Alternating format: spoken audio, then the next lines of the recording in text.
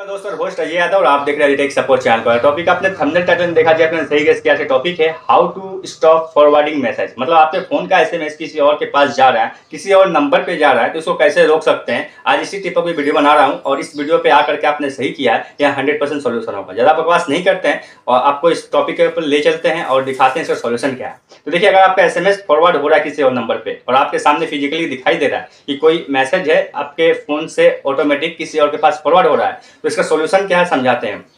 देखिए, दुनिया में ऐसा कोई सेटिंग नहीं बना है जो किसी मैसेज को ऑटोमेटिकली बिना आपके कंसेंट के फॉरवर्ड कर सके, या फिर दुनिया में ऐसा कोई कोड नहीं है जिसके हेल्प से आपके एसएमएस को ऑटोमेटिकली बिना आपके कंसेंट के किसी और फोन में किसी और नंबर पे फॉरवर्ड कर सके। तो अभी आपके मन में एक क्वेश्चन आएगा, जब ये पॉसिबल ही नहीं है तो आपके सामने फिजिकली जो दिखाई दे रहा है कि एसएमएस फॉरवर्ड हो रहा है वो क्या है। तो मैं आपको बता दूं, अगर आप लोग फोन पे, पेटीएम, गूगल पे या कोई बैंकिंग एप्लीकेशन या कोई ऐसा ऐप यूज करते हैं जिसका ओपन होने के लिए एक बार आपको क्या बोलते हैं वेरिफिकेशन की आवश्यकता पड़ता है, तो उस टाइप के ऐप के थ्रू ये किया जाता है।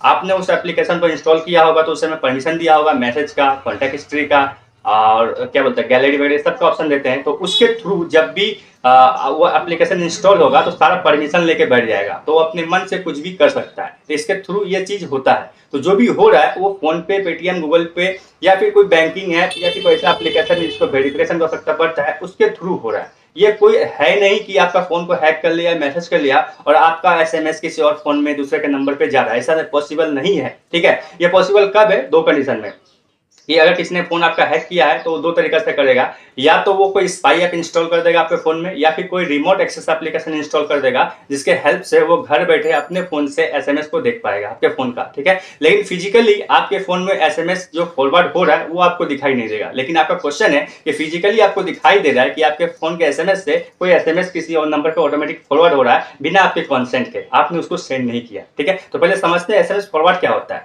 जब भी कोई आपको एसएमएस करता है, कोई भी एसएमएस आपके फोन में आया, वो एसएमएस आप फॉरवर्ड वाले ऑप्शन में जाके किसी और नंबर को सेंड करते हैं तो उसको एसएमएस फॉरवर्ड करते हैं। लेकिन आप जब फिजिकली चेक करेंगे, देखेंगे वहां पे, तो आपको दिखाई देगा मैसेज वाले एप्लीकेशन में कि एसएमएस तो आपके फोन में आया ही नहीं है, राइट। आपके फोन में आया ही नहीं है, वो जस्ट जो मैसेज है ओनली किसी और मैसेज में सेंड हुआ है। जैसा लग रहा है कि आपने किसी मैसेज को किसी के नंबर पे सेंड किया है, ये ऐसा दिख रहा है, लेकिन ये फॉरवर्ड ऑप्शन नहीं है, राइट। एसएमएस फॉरवर्ड हो रहा तो वो एसएमएस आपके पास भी होता, वही एसएमएस किसी और नंबर पे शो करता कि सेंड हुआ है, लेकिन ऐसा नहीं होगा। और इसका एक और कारण है कि आप देखिएगा कि एसएमएस कोड या हैश के रूप में होगा, वो नॉर्मल कोई एसएमएस नहीं होगा। तो इससे पता चलता है कि ये एप्लीकेशन के थ्रू ऐसा हो रहा है, फोन पे, गूगल पे या कोई बैंकिंग ऐप के थ्रू हो रहा है। ये कोई हैकिंग या कुछ नहीं है, आप निश्चिंत हो सकते हैं, रिलैक्स में रहिए, वो डरने की बात नहीं है, इससे कोई हानि नहीं हो रहा। लेकिन रियल में आपका एसएमएस हैक हो चुका है स्पाई ऐप या फिर कोई रिमोट एक्सेस ऐप के थ्रू, तो आपको क्या करना है कि